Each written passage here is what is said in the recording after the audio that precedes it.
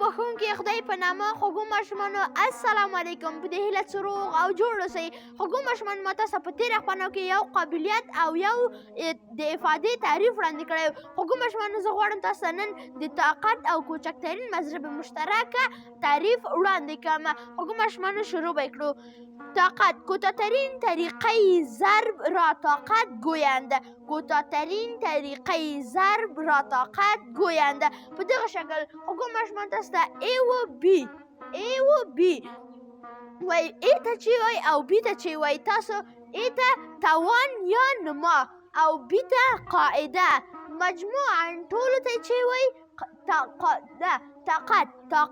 طاقت وای.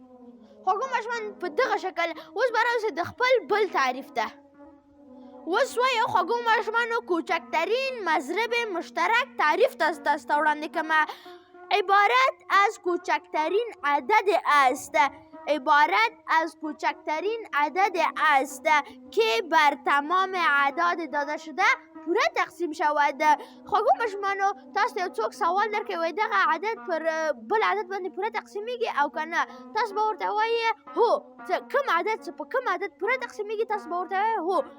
چهرې ته به یې ګورئ جمع کوئ به چې پر هغه پوره تقسیمیږي او که نه؟